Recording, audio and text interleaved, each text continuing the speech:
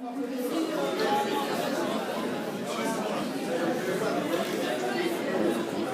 bah c'est une majorité.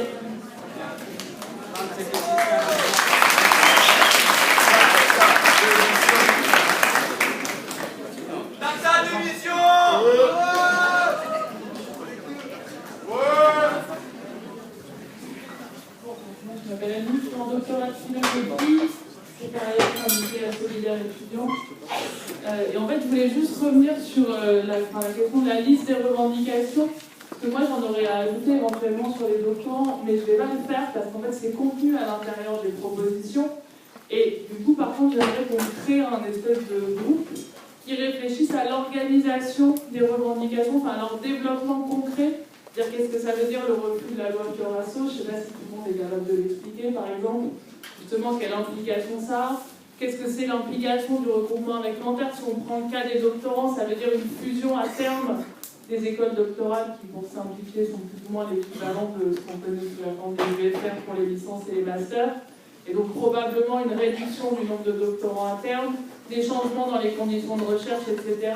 Et je pense que vraiment, il faut qu'on précise les revendications, qu'on les organise, et y compris qu'on les organise, parce qu'il y a des choses qui sont obtenables au niveau de la fac, il y a des choses, effectivement, il faudra un mouvement national, et après, je pense qu'il y a des choses qu'il faut qu'on prenne de fait. Et notamment, la question du refus du règlement intérieur qui dure depuis 8 mois, à un moment, il y a des choses qu'il faut juste qu'on dise, par exemple, on ne doit plus remplir des formulaires de 15 pages pour demander des salles, on ne doit plus tolérer qu'on nous réclame nos cartes étudiantes quand on tient des tables, etc., etc. Et je pense que ça, c'est des choses qu'il faut imposer de fait à travers le mouvement. Voilà.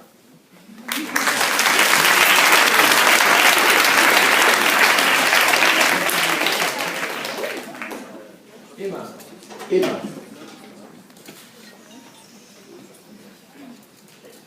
Ouais, je suis d'accord avec ce qui était dit et je suis d'accord avec les précédentes revendications. Moi, je voulais juste peut-être en rajouter une autre. Parce que, voilà, en vrai, en fait, avant, parce que voilà, là aujourd'hui, on est en grève parce qu'on est en colère contre la suppression de 5 licences, contre la menace de fermeture du début d'art-thérapie, etc. Mais en fait, déjà bien avant ça, on aurait pu se mettre en grève, parce que déjà bien avant ça, nos conditions d'études et les conditions de travail des profs et du personnel, elles étaient pourries, quoi. Voilà, moi je parlais de la condition, des conditions d'études des étudiants, parce que c'est ce que je connais, mais on a des cours qui sont surchargés, des fois il n'y a pas assez de tables, il n'y a pas assez de chaises, etc.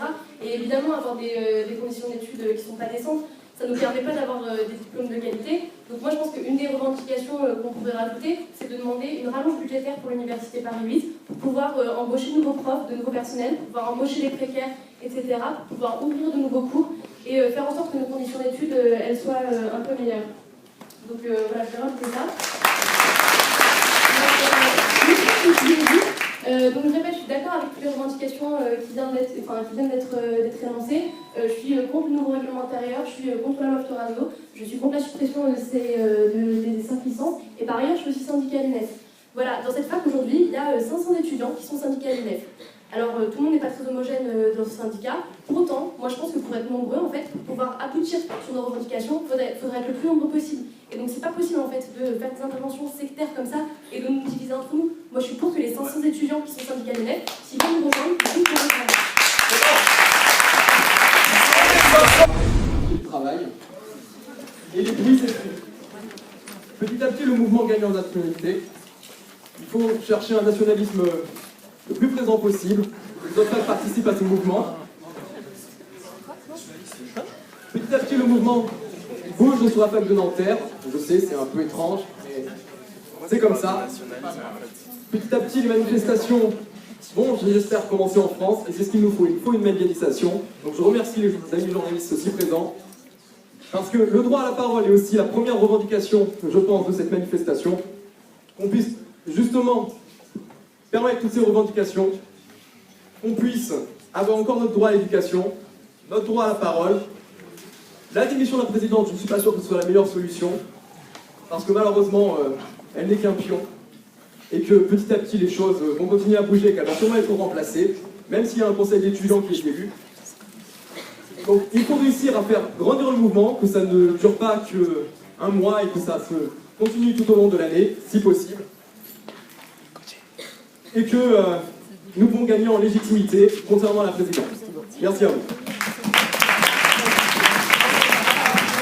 Alors, juste un quart de seconde avant de donner la parole à Jean. De demander la démission de la présidente, mais si on veut délégitimer son impact, est-ce qu'il y aurait moyen de créer un comité de gestion pour investir un peu l'administration?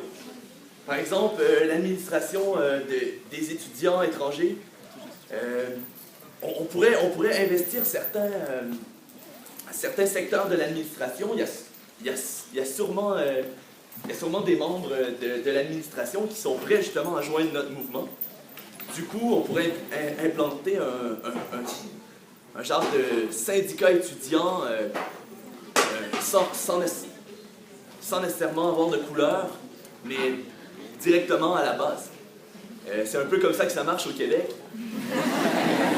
Et c'est ça qui a permis de créer un mouvement immense en 2012. C'était les syndicats qui contrôlaient l'administration et du coup on pouvait suspendre les cours pour avoir une grande assemblée et convoquer toute l'école et après se lancer en grève. On avait qu'à avoir 50% plus 1 des suffrages et on avait une grève. Donc je pense que ça serait une des moyens pour délégitimer la présidente.